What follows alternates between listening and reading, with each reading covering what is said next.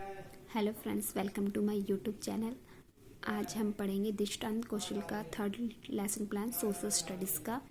पहले कक्षा 9th, विषय सामाजिक अध्ययन, उपविषय भूगोल, प्रकरण वायुमंडल की परतें, छात्र अध्यापिका इनाम, दिनांक, वादन, समय। उसके बाद है दृष्टांत कौशल के उद्देश्य। पहला उद्देश्य है जटिल संप्रदायों को सरलतम रूप में वर्णन करने की क्षमता का विकास कर सके। दूसरा है दृष्टांतों को प्रभावी रूप से प्रस्तुत करने की योग्यता का विकास कर सकेंगे। तीसरा है प्रकरण प्रक्रिया सिद्धांत से संबंधित दृष्टांतों के चयन कौशल को विकसित कर सकेंगे।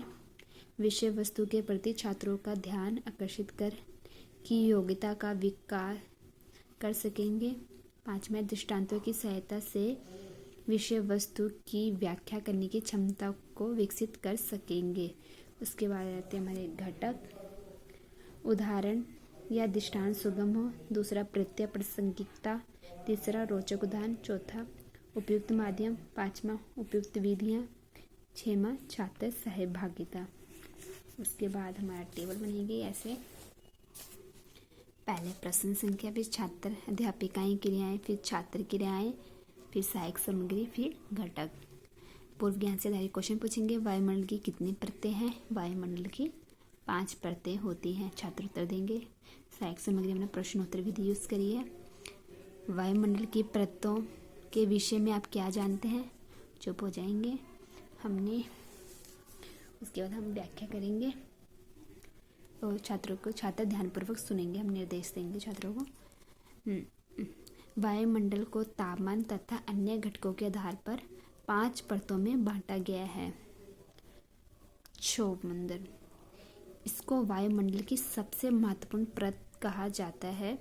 मनुष्य इस मंडल के द्वारा सांस लेता है और पृथ्वी पर होने वाली अधिकांश घटनाएं जैसे वर्षा, कोहरा एवं ओलावर्षण आदि इसी परत के अंदर होती हैं। इसे ही सामान्य तापपतन दर कहते हैं। ये सबसे निचली परत होती है। उसके बाद आते हैं हम सेकंड, समताप मंडल। क्षोभ मंडल के ऊपर का भाग समताप मंडल कहलाता है। समताप मंडल एक ऐसी परत है जो बादलों एवं मौसम संबंधी घटनाओं से लगभग मुक्त है। समताप मंडल में जहाज उड़ाने को अधिक महत्वपूर्ण माना जाता है।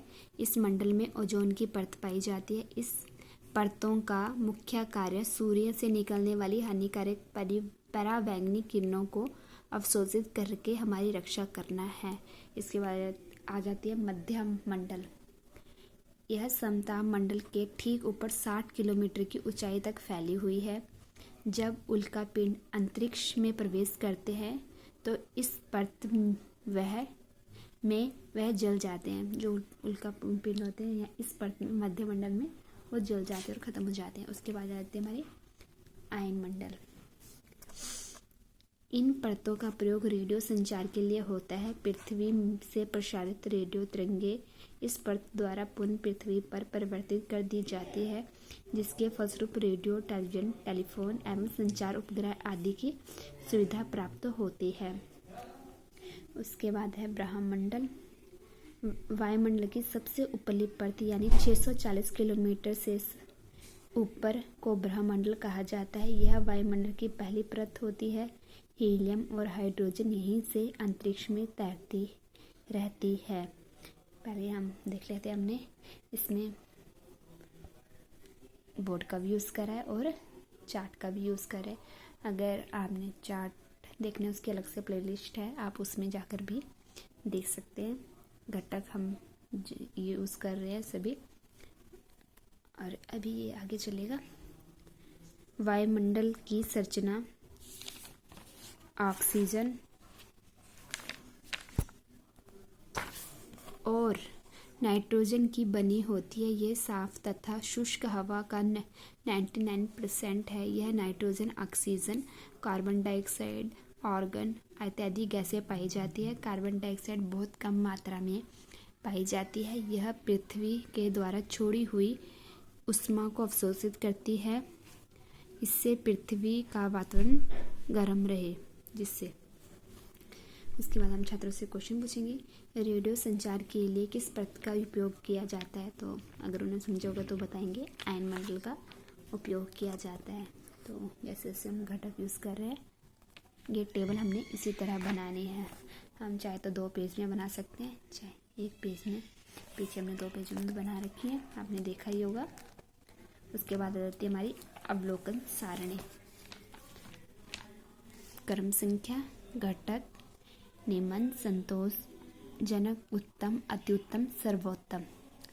पहला है उदाहरण या दृष्टांत सुगम थे, तृतीय प्रासंगिकता, रोचक उदाहरण, उपयुक्त माध्यम, उपयुक्त विधियाँ, छात्र सहभागिता। यहाँ पर हम सुझाव लिखेंगे जो टीचर हमें देगी, ये टीचर फील करेगी कि आपका कैसा है। अगर आपको हमारी वीडियो पसंद आई हो तो लाइक एंड सब्सक्राइब करना ना भूलें। मिलते हैं नेक्स्ट वीडियो में।